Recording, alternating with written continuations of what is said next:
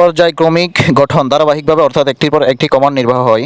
চক্র গঠন এক বা একাধিক নির্দেশকে শর্তহীনভাবে নির্দিষ্ট সংখ্যক বার বা শর্তের অধীন অনির্দিষ্ট সংখ্যক বার প্রোগ্রাম নির্বাহ করা যায়, অর্থাৎ লুপ ব্যবহার করার কারণে প্রোগ্রামের কোডের একটি কমান্ডে একই কাজ বারবার প্রোগ্রাম সম্পাদনের জন্য লুপ ব্যবহার করা হয়।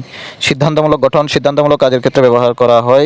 শর্ত সত্য হলে এক ধরনের স্টেটমেন্ট নির্বাহ হয় এবং মিথ্যা হলে অন্য ধরনের স্টেটমেন্ট নির্বাহ হয়।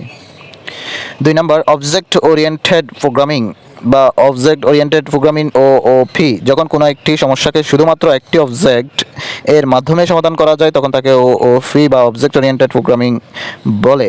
অবজেক্ট কি? ডাটা এবং ইনস্ট্রাকশনের সমন্বয়ে গঠিত একটি চলক বা ভেরিয়েবল। প্রতিটি অবজেক্টের নিজস্ব ভিন্ন ভিন্ন অ্যাট্রিবিউট বা বৈশিষ্ট্য রয়েছে। অবজেক্টকে মেসেজ প্রদানের মাধ্যমে একটি নির্দিষ্ট কাজের নির্দেশ প্রদান করা হয়।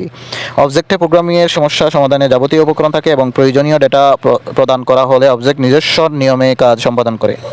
ব্যবহার প্রোগ্রামের সেগমেন্টকে স্থানান্তরিত করতে, সময় এবং অর্থ স্থানান্তর করার জন্য OOP বা অবজেক্ট ওরিয়েন্টেড প্রোগ্রামিং ব্যবহার করা হয়। উদাহরণ: Java, Python, C++, C#, Delphi, object, Pascal, LISP আর ফাল, VRL ইত্যাদি। In object-oriented programming, a property can be accessed from only its own class.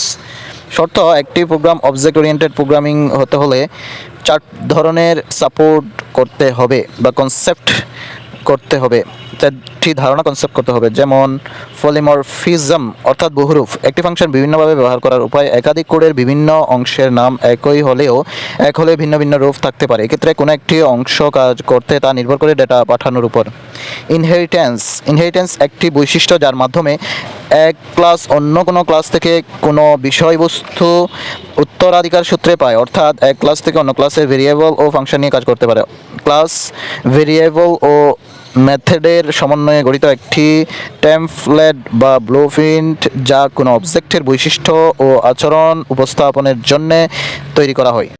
Encapsulation অবজেক্টের বৈশিষ্ট্য ও আচরণকে একত্রিত করে একটি ইউনিট তৈরি করাকেই এনক্যাপসুলেশন বলে। অন্য একটি ধারণা বা কনসেপ্ট হলো অ্যাবস্ট্রাকশন। ভিজুয়াল প্রোগ্রামিং স্ট্রাকচার্ড প্রোগ্রামিংয়ের কাঠামো ও ভাষাকে গ্রাফিক্যাল ইউজার ইন্টারফেস বা GUI এ রূপান্তর করে তৈরি করে নতুন প্রোগ্রামিং কাঠামো বা ডিজাইন করে, যাকে ভিজুয়াল প্রোগ্রামিং বলে। ভিজুয়াল প্রোগ্রামিং সমান structured programming plus graphical user interface বা GUI। প্রোগ্রামে যেভাবে GUI বৈশিষ্ট্য সংযোজন করা হয় অবজেক্ট বা চিত্রভিত্তিক কমান্ড যেমন control button, text box, combo box, dialog box ইত্যাদি ব্যবহারের মাধ্যমে। সুবিধা: আইকন বা অবজেক্ট সমূহ সহজেই চোখে পড়ে, কম নির্দেশ বা স্টেটমেন্ট ব্যবহারের মাধ্যমে প্রোগ্রাম রচনা করা যায়, ফলে ভিজুয়াল প্রোগ্রামিংয়ের মাধ্যমে সহজে এবং দ্রুত প্রোগ্রাম রচনা করা যায়। উদাহরণ: মাইক্রোসফট ভিজুয়াল বেসিক প্রথম model, visual C++, Microsoft visual expo, MS access.